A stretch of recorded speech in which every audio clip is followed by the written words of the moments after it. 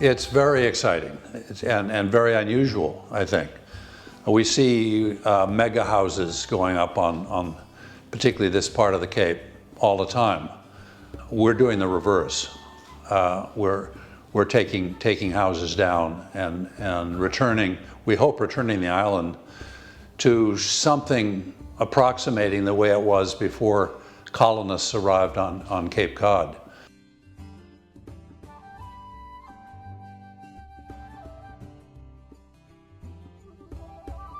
My name's Mon Cochran, and I've lived across from Sipson Island all my life. I'm 81 years old, and so I've spent a lot of time looking over at the island and loving it.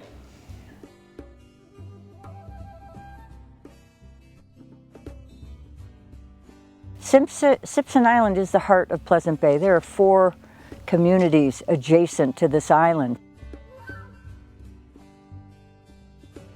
So when I realized that this 22 acres had people really dedicated to maintaining it and restoring it, that's where I decided, that's why I'm here full time right now, because that is going to benefit animals, insects, fish, every imaginable ecosystem that we touch. And we have a lot. We have sea cliffs, we have, rocky intertidal, we've got grassland. So we have the opportunity to not only restore ecological niches, but also to recreate some, for example, sand plain grassland that has vanished as a result of the non-native plants that have come here.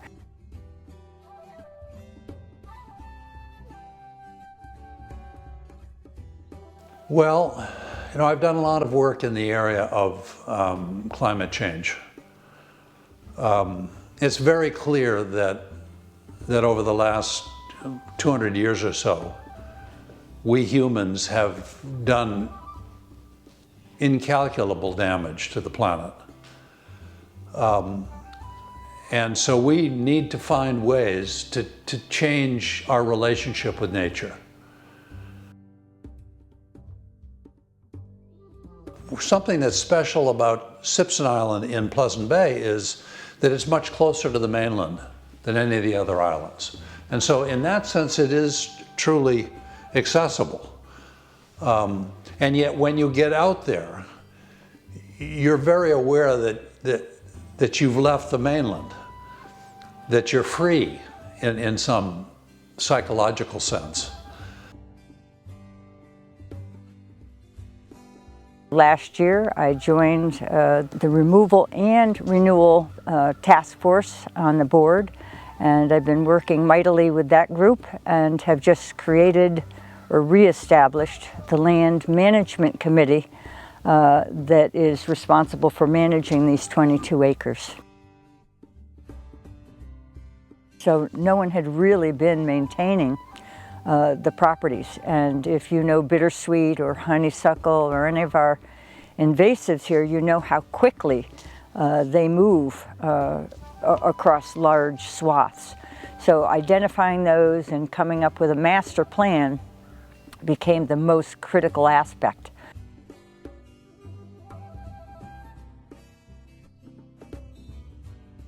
Once we owned the island, we saw lots of other important opportunities, and including what we call rewilding.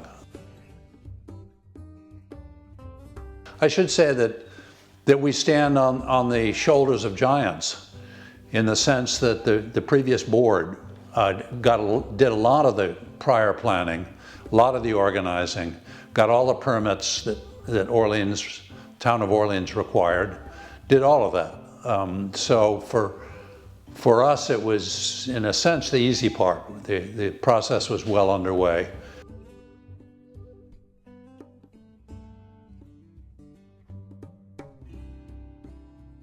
We raised $760,000, and that's simply for the removal of the buildings and the renewal of the disturbed land under the buildings. Yeah, that's a significant amount of money, about $250,000 more than we thought it was going to cost. Although now that we have all this heavy equipment out there, we understand why it had to cost that much. We are an island, so we have the logistics of how do you get them here, how do you get them back. If the docks are out, you have to wade through the water to get here. So it makes getting the amount of labor needed to do the work very challenging. We have been thinking in phases, and the first phase was public access. So that happened within a year of the purchase, and that's access to the beaches. It also involves mowing trails in the upland. It involves having a dock and float. So there were island operations that had to be kind of reestablished. Phase 2 then involved these buildings.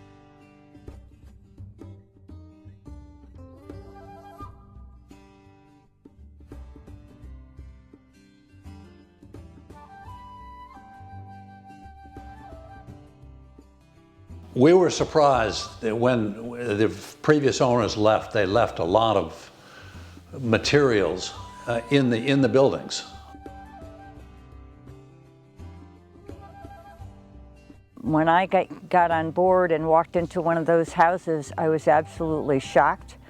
They closed the door and walked away. I had to deal with food, letters, family albums, entire kitchens, everything that you can imagine. Some of which were very usable.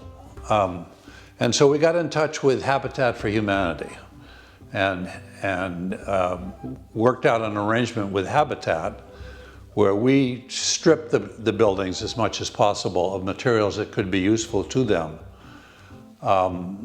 We got a lot of assistance from Jay Cashman.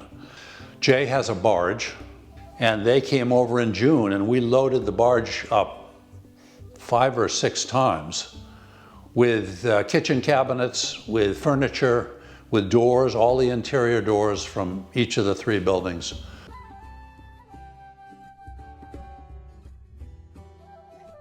Yeah, rewilding is again, in our case, it means returning the land to a natural state.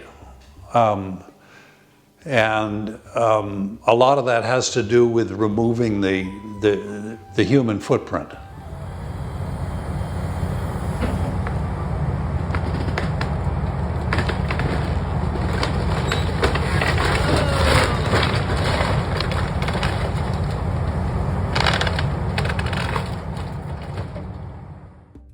Tearing down buildings is a part of that process, as is removal of some of the invasive natural species that are on the island that were planted there by previous owners.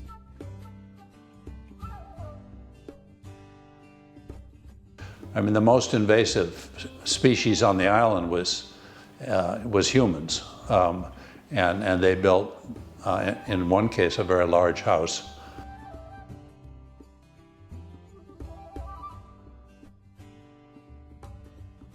I mean, that house was out of scale for the island, clearly.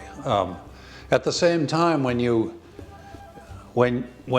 find yourself in a house that's in pretty good shape and that's got fantastic views and all those good things, it's easy, again, as a human being, to feel, wow, this is pretty special. Let's see if we can keep this and make something out of it. And so the decision to pull it down was not an easy decision.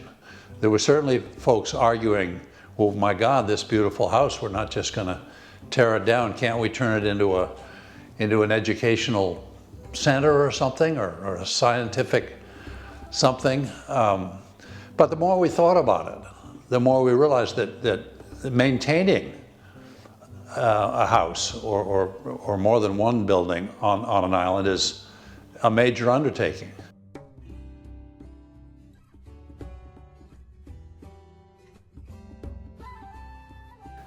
There's no electricity over there, so you have to generate your own energy. The island had been doing that with gas-driven generators for many years. You've got to haul the gas over. I mean, it's all of those kinds of very mundane mechanical things that you have to do. You have to keep the place up. And so you have to worry about those things. And we just decided that it made more sense to really try to push the timeline back to what we could imagine the island must have been like. And together we will work out where we're going to seed for paths, where we're going to seed for perennials. How are we going to structure that space and get it ready to do the first phase of rewilding?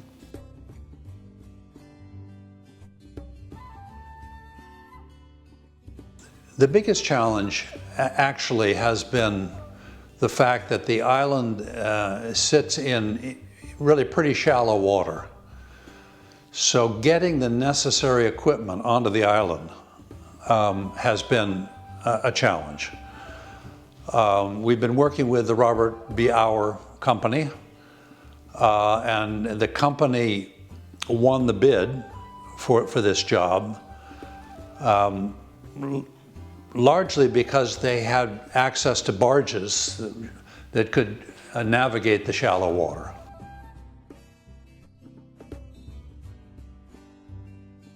So all of the channels in and out were marked by the Woods Hole group. It was all designed to assure that the draft of the craft that are coming and going will be above the eelgrass.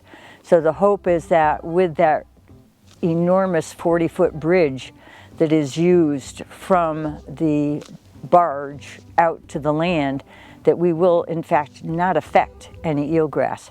It becomes increasingly clear that removing buildings is unusual on Cape Cod, particularly if you're not going to rebuild.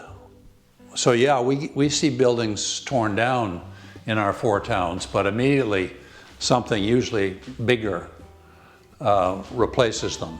In our case, these buildings are gone forever.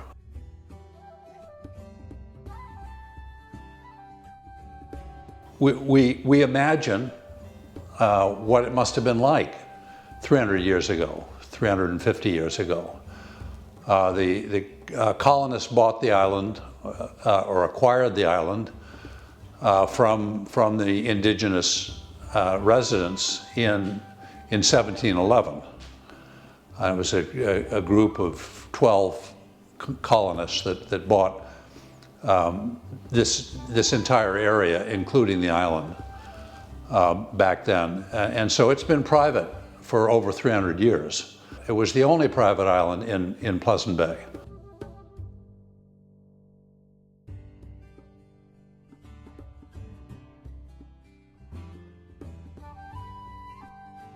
I do believe that if you are sitting here on this island and you have the chance to move around it, you will find yourself gravitating to the northeast corner. It overlooks the national seashore, and it is the view that the indigenous peoples enjoyed for hundreds of years. So I think you will find that that is quite a moving experience.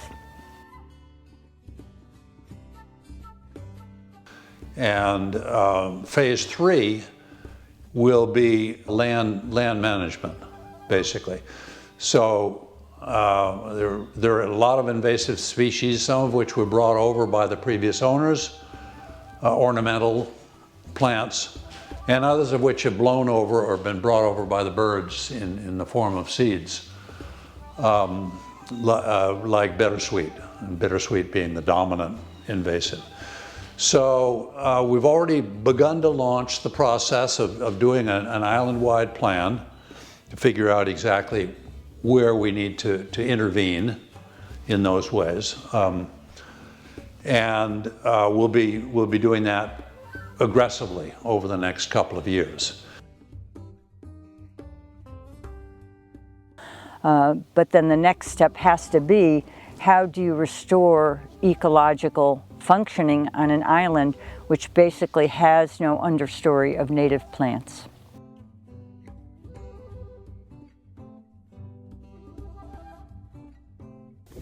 All of the buildings are down with the exception of our SIT boathouse, which is along the shore, which can be used for research or education, or simply when volunteers come and the docks are not in. That's where we change out of our water boots and put on our work boots. The fourth phase, and hopefully the last phase, will be an educational program. So we want the island to be a source of both education and science. We work closely with Pleasant Bay Community Boating. We've also been working closely with the Center for Coastal Studies from the beginning. And the center's done a fair amount of research in the Bay. So we've got a plan that is going to put an electric outboard on our skiff. So our motor transportation will be electric.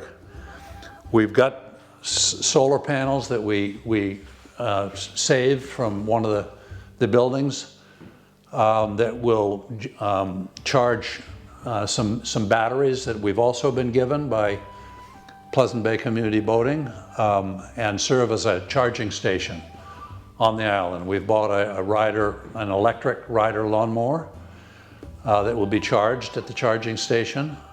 We have a boathouse on the island that will have solar panels that will again charge batteries that will run our pump, so we can pump fresh water up onto the upland. So we're very excited actually to be able to predict that in a year or so there will be no fossil fuels at all on Sipson Island.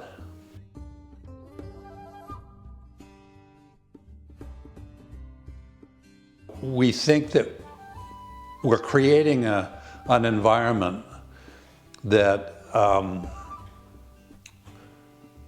harkens back to a time when there was much better balance between the human species and the rest of nature. And given climate change and the negative impacts that we humans have had on this earth, we think this is movement in the right direction. We think finding a balance is critical, and we're in the process of doing that.